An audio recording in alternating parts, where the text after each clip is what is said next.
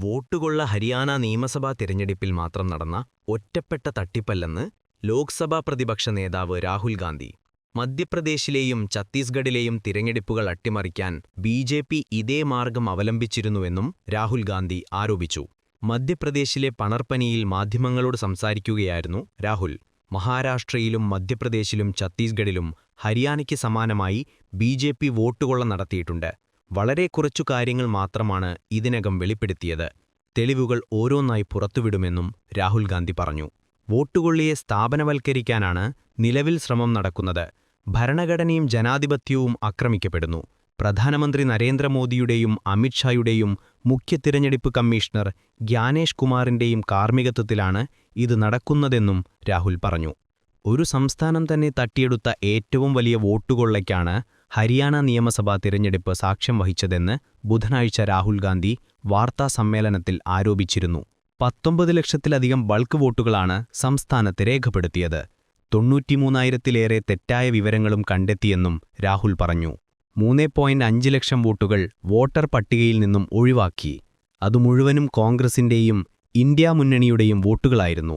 ഹരിയാനയിലെ വിവിധ മണ്ഡലങ്ങളിൽ നിന്നുള്ള വോട്ടർമാരുടെ വീഡിയോ സന്ദേശം കൂടി അവതരിപ്പിച്ചുകൊണ്ട് രാഹുൽ വിശദീകരിച്ചിരുന്നു. വോട്ടർ പട്ടിക തീവ്രപരിഷ്കരണത്തിൽ SIRൽ വലിയ ആശയക്കുഴപ്പം നിലനിൽക്കുകയാണെന്ന് രാഷ്ട്രീയ പാർട്ടി പ്രതിനിധികൾ. മതിയായ പരിശീലനം നൽകാത്തതിനാൽ വോട്ടർമാർക്ക് കൃത്യമായ വിവരങ്ങൾ കൈമാറാൻ BLOമാർക്ക് കഴിയുന്നില്ല. നാട്ടിലില്ലാത്തയാളുടെ ഫോം കുടുംബാംഗത്തിൽ നിന്ന് ഒപ്പിട്ടുവാങ്ങാമെന്നിരിക്കെ പല BLOമാരും തങ്ങൾക്കിക്കാര്യത്തിൽ നിർദ്ദേശമൊന്നുമില്ലെന്ന് ചൂണ്ടിക്കാട്ടി മടങ്ങുകയാണെന്നും വിമർശനമുയർന്നു. SIR നടപടികളുടെ പുരോഗതി അവലോകനം ചെയ്യാൻ മുഖ്യ തിരഞ്ഞെടുപ്പ് ഓഫീസർ റത്തൻ യു ഖേൽക്കർ വിളിച്ചുചേർത്ത യോഗത്തിലായിരുന്നു വിമർശനങ്ങൾ. അന്ധൻ ആനയെ കണ്ട പോലെയാണ് പല BLOമാരുമെന്ന് കോൺഗ്രസ് പ്രതിനിധി MK രഹ്മാൻ ചൂണ്ടിക്കാട്ടി. എന്യൂമറേഷൻ ഘട്ടത്തിന്റെയെങ്കിലും സമയപരിധി നീട്ടണമെന്ന് അദ്ദേഹം ആവശ്യപ്പെട്ടു. SIRനെ നിയമപരമായി ചോദ്യം ചെയ്യാനുള്ള നടപടികൾ സംസ്ഥാന സർക്കാർ ആരംഭിച്ചിരിക്കുകയാണെന്ന് CPM പ്രതിനിധി M വിജയകുമാർ CEOയെ അറിയിച്ചു. ബൂത്ത് ലെവൽ ഓഫീസർമാർ BLO, രാഷ്ട്രീയ പാർട്ടി നിയോഗിക്കുന്ന ബൂത്ത് ലെവൽ ഏജന്റുമാരും ഒന്നിച്ച് SIR പ്രവർത്തനങ്ങൾക്കിറങ്ങണമെന്നാണ് നിർദ്ദേശം. എന്നാൽ പലയിടങ്ങളിലും ഒരു ഏകോപനവും ആസൂത്രണവും ഇല്ലെന്നും വിമർശനമുണ്ടായി.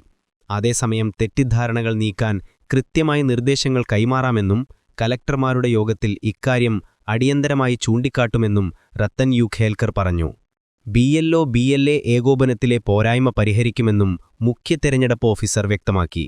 പോരായ്മകളുണ്ടെന്ന് BJP പ്രതിനിധിയും BLOമാരുടെ കാര്യത്തിൽ അപാകതകളുണ്ടെന്നും സമ്മതിച്ച BJP പ്രതിനിധി JR പത്മകുമാറും. പൊതുവിൽ SIRനെ പിന്തുണയ്ക്കുന്ന സമീപനം സ്വീകരിക്കുന്നതിനിടെയാണ് പോരായ്മകൾ BJPയും തുറന്നുപറഞ്ഞത്. പ്രായോഗികമായി ചില ബുദ്ധിമുട്ടുകളുണ്ടെന്നും ഇത് പരിഹരിക്കണമെന്നും യോഗത്തിൽ JR പത്മകുമാർ ആവശ്യപ്പെട്ടു. ചില BLOമാർക്ക് പരിശീലനത്തിന്റെ കുറവുണ്ട്. സാധാരണക്കാരോട് കാര്യങ്ങൾ വിശദീകരിക്കാൻ ഇവർക്ക് കഴിയുന്നില്ല. നാട്ടിലില്ലാത്തയാളുടെ ഫോം കുടുംബാംഗത്തിൽ നിന്ന് ഒപ്പിട്ടുവാങ്ങാമെന്നിരിക്കെ പല BLOമാരും തങ്ങൾക്ക് ഇക്കാര്യത്തിൽ നിർദ്ദേശമൊന്നുമില്ലെന്ന് ചൂണ്ടിക്കാട്ടി മടങ്ങുകയാണെന്നും വിമർശനമുയർന്നു.